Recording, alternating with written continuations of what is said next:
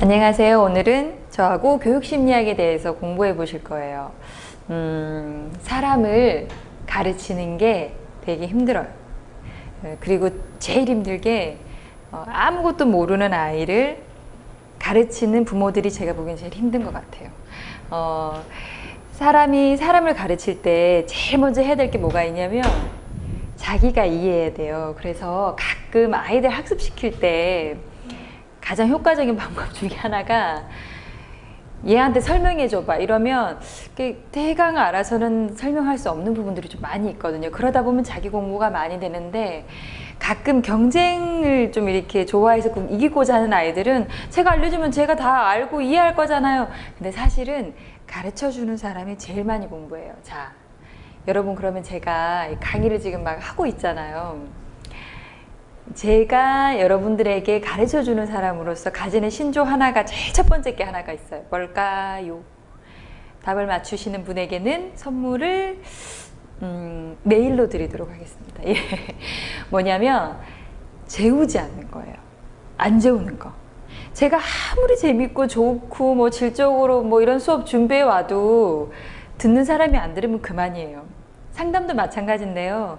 상담자가 아무리 역량이 뛰어나고 잘하고 좋아도 내담자가 상담이 안 오면 그만이에요.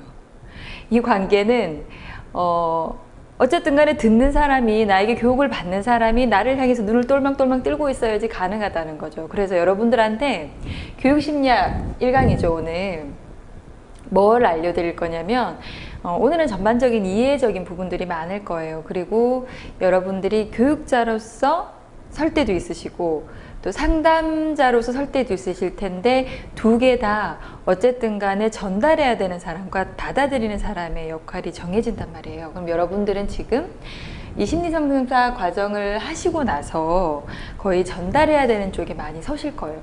어떻게 하면 효과적으로 내가 알고 있는 걸 잘 전달할 수 있을까를 저하고 한번 알아보도록 하겠습니다. 제가 지금 계획은 이 교육심리학 안에 실제로 상담자로서 전달하는 방법은 상담으로 전달을 하는 거잖아요. 그래서 초기 개인 상담 부분을 제가 요 교육심리학 부분하고 임상심리사 부분에서 좀 다루어 볼까 싶어요. 그래서 여러분들이 개인 상담을 할 때 제일 처음 접수할 때, 그리고 처음 왔을 때 뭐 어떻게 해줘야 되는 건지, 그건 책에 있기는 한데 그러면 상담을 책으로 배웠어요. 이렇게 돼요. 제가 다른 거 할 때 계속 실습해 보시라고 얘기했잖아요. 우리가 왜 포털 사이트에서 보면 이렇게 뭐 레시피 같은 거 많이 올라와 있어요. 해보세요. 잘 안 돼요. 생각보다. 눈으로 뭔가를 하는 걸 보면 아, 이게 이렇구나 라는 걸 알게 되는데, 실제로 실습을 해보거나 현장에서 들어보면 아, 이래서 이런 부분이 있고 책하고 이런 부분은 좀 보완이 될 부분이 있구나 라는 걸 알게 되실 거예요. 그래서 저는 실제 현장에서 굉장히 아주 어렸을 때부터 지금까지 아가씨 때부터 아줌마가 된 지금까지 열심히 활동을 했었기 때문에 제 노하우와 그리고 현장에서 있을 수 있는 일들, 여러분들이 갑자기 닥쳐서 어디를 가는 것보다요, 그래도 뭔가 내가 아, 이런 일이 있을 수 있구나 하고 알고 가면 마음의 준비가 돼요. 그래서 닥칠 여러 가지 일들이 좀 유연하게 대처하실 수가 있거든요. 아마 여러분들한테 그걸 알려드리는 과목이 교육심리학일 거예요. 교육심리학이 뭔가요? 예, 뭐 이렇게 어렵게 또 설명이 되어 있어요. 뭐 기제를 탐구하고 메커니즘이라고 하는데요. 학습이 어떻게 흘러서 교육자가 어떻게 해서 그 피교육자한테 알려주는가, 뭐 이런 거 어려운 것들에 되게 어려운 말로 돼 있어요. 아주 쉬운 말로 하면요, 공부하는데, 그 공부가 뭐 학습적인 공부일 수도 있고요, 뭐 요리를 가르쳐 주는 걸 수도 있고 악기를 가르쳐 주는 걸 수도 있고, 근데 사람마다 재능이 좀 다른 게요, 어떤 사람은 책을 잘 쓰는 사람이 있어요. 어떤 사람은 말을 잘하는 사람이 있어요. 제가 아이들 데리고 그룹 작업을 해보면 좀 외향형의 성향의 아이들은 자기들끼리 얘기만 계속하고요, 별로 쓰질 않아요. 근데 나와서 발표하라 그러면 저저 몇 줄밖에 안 썼어요. 나와서 발표는 자기가 쓴 거 이상으로 해요. 근데 내향형의 아이들 보면 조용히 이렇게 뭐 영희 이런 말 했다 이렇게 쓰고 철수 이렇게 써요. 그리고 나와서 발표해 볼래 그러면 계속 이렇게 하고 있다가 나와서 쓴 거를 거의 읽어요. 발표 상황에서는. 근데 쓰기 과제를 내오거나 생각해 본 걸 글로 나타내 보라고 하면 훨씬 내향형의 아이들이 깊이 있게 나오거든요. 그래서 이 학습에 도움이 되도록 하는 방법, 그리고 가르쳐 주는 사람의 특성, 그리고 배우는 사람들의 특성이 좀 다른데, 책을 잘 쓰는 사람이 있고요, 강의를 잘하는 사람이 있어요. 또 강의한 걸 정리해서 어떤 비평이나 비판을 잘하는 사람도 있고요. 사람마다 가진 영역이 굉장히 다르기 때문에 사실은 교육심리학은 가르치는 사람하고요, 배우는 사람 둘 다를 이해를 해야 돼요.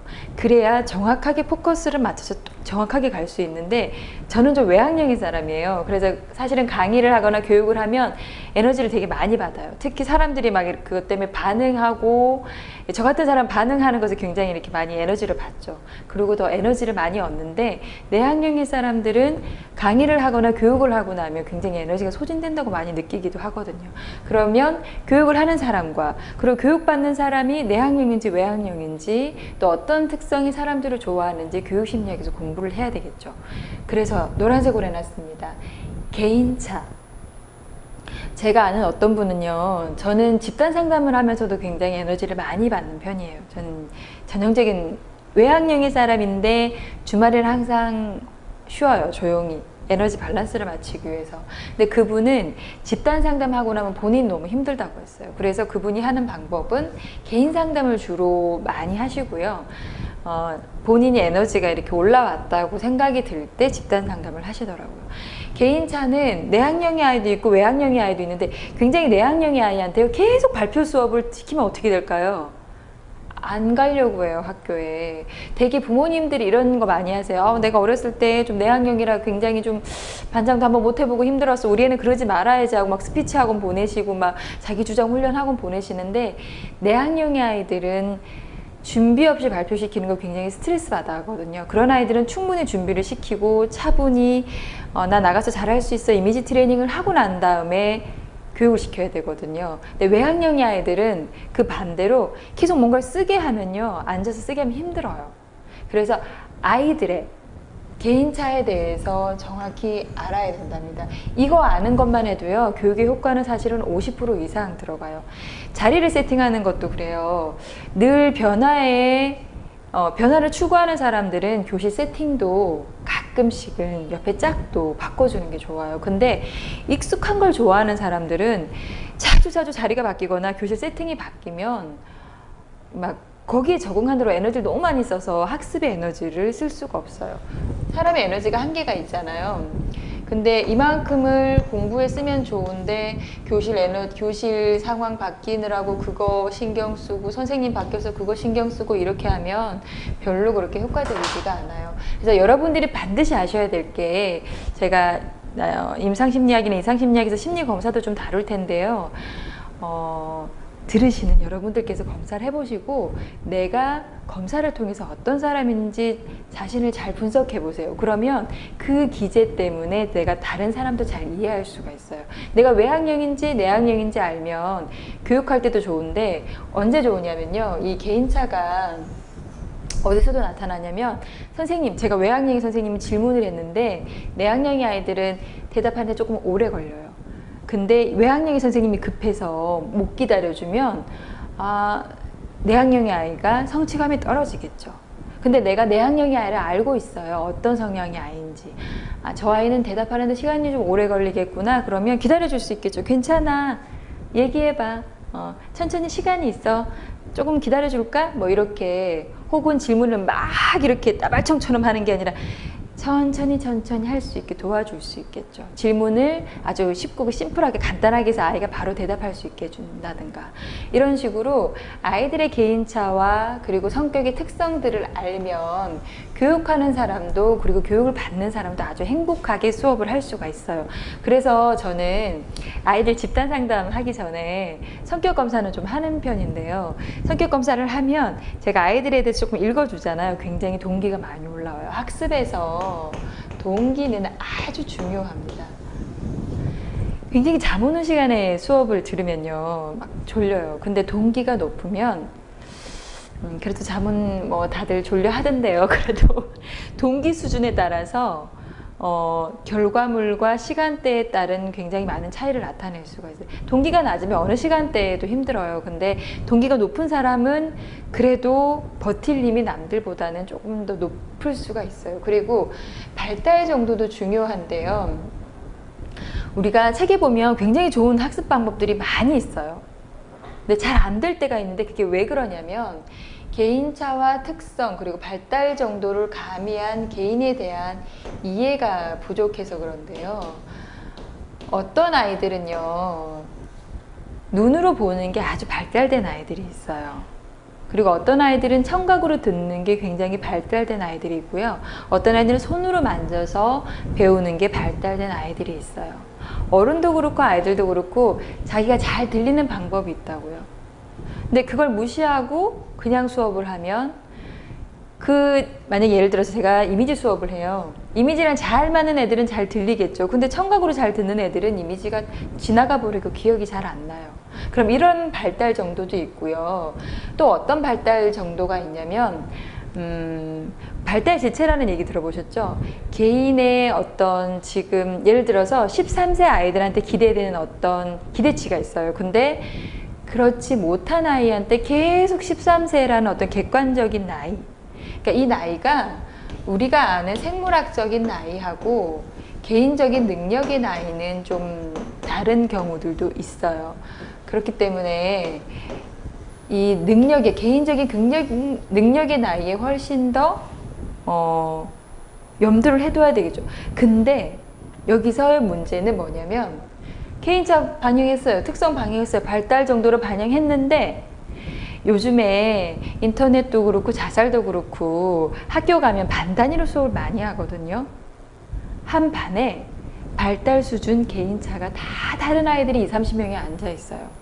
그러면 이 아이들을 어떻게 조화시켜서 수업을 할까가 가르치는 사람의 항상 늘 과제죠. 저도 가면 그래요. 어떤 분은 앞에 앉아 계시는데 물으면 대답을 잘 못하시는 분도 있고 눈은 다 바짝바짝바짝 거리고 있는데 뒤에 앉아 있으시면서 이렇게 무슨 얘기하나 막 이렇게 하시는 분도 있고 되게 다양한 분들이 많이 앉아 있어요. 제가 주로 하는 방법은요, 조화시킬 때 하는 방법 팁 하나. 눈으로 다 제가 점을 찍어요. 눈 마사지라고 하는데 앉아있는 많은 분들이 있잖아요. 근데 대개 보면 수업할 때 두세 명만 이렇게 쳐다보시는 경우들이 있어요. 그러면 나머지는 소외가 된다고요. 근데 이 수업과 수업 안에 우리의 만남은 같이 이루어져야 되기 때문에 제가 계속 이렇게, 제가 특강할 때도 그렇고요, 집단할 때도 계속 이렇게 사인을 줘요. 내가 너를 보고 있다. 이렇게 에너지를 계속 주는 거예요. 관심을 가지고 있다. 이러면 자는 아이들도 훨씬 덜하고요. 이렇게 손으로 만지거나 다른 짓 하는 것도 훨씬 줄어들어요. 그리고 약간 졸려도 금방 돌아와요. 한번 써보세요. 자, 교육심리학에서는 뭘 배울까요? 좀 지우고 갈까요? 제가 낙서를 많이 했네요. 여러분, 제가 화면에서 보니까 실제로 어떤지 궁금하시죠? 네. 제가 강의하는 걸 좋아해요. 그래서 여기저기 강의할 때 느끼는 건데요.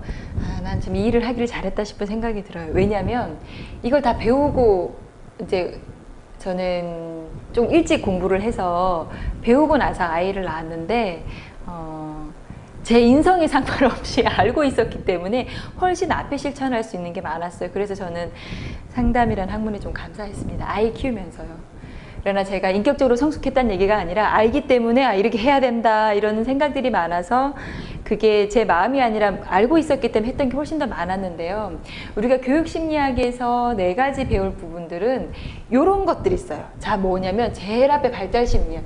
이 발달심리학은 사실은 제가 개인적으로 좀 좋아하는 과목인데요. 제가 저것 때문에 자격증 시험을 거의 다 붙었어요. 발달심리학에 있는 제가 학교 다닐 때 수업을 되게 열심히 들었었는데 시험 치러 갈 때 효자 과목이었어요.